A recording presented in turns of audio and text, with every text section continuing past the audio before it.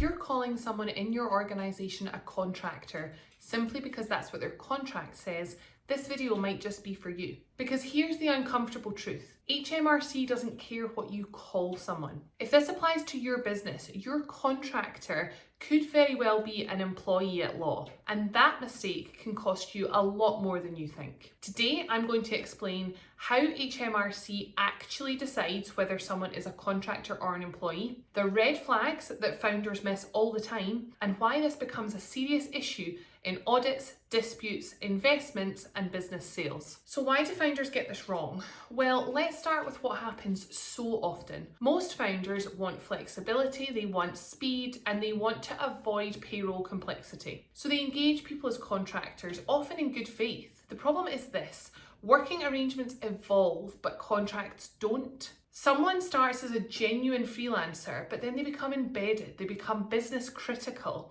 and suddenly, without meaning to, you've crossed a legal line. So what does HMRC actually look at? HMRC does not start with the contract. That's just a factor that they look at amongst lots of other things. They start with reality.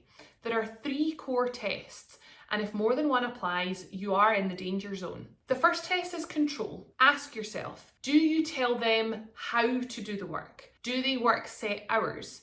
Do they need approval for time off?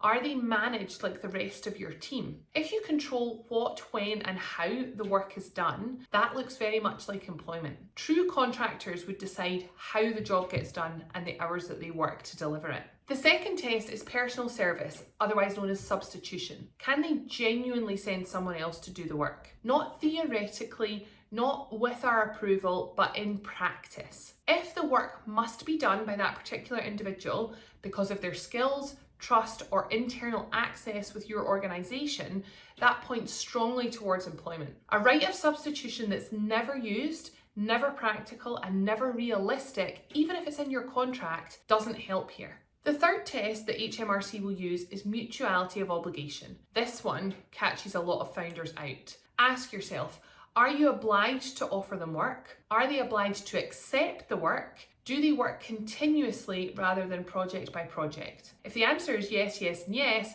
you're describing an employment relationship. Contractors are engaged for tasks or outcomes.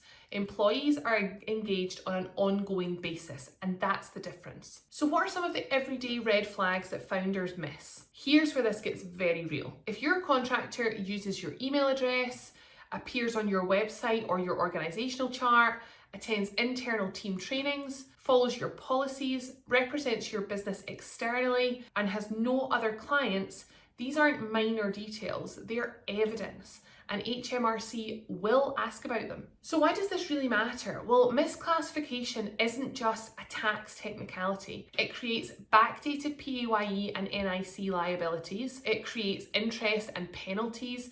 It gives you exposure to holiday pay and employment rights, and director liability in some cases. But here's the part that founders don't really expect. Misclassifying your workers kills deals. It kills sales and it kills investment. In due diligence, IR35 risk, which is what this is a red flag. Buyers will demand warranties, push for indemnities, reduce the price, or walk away altogether because they don't want a historic HMRC risk landing after completion and then they have to deal with it. So let's talk about some common myths when we're dealing with contractors. The most common one is, but they have a limited company. Quick myth busting here. They invoice us, irrelevant. They have their own company, not decisive. Their contract says contractor, not binding. They wanted it this way, doesn't matter. HMRC looks at substance over form. Always, end of story. So what should smart founders do now with this information that you now have? The best businesses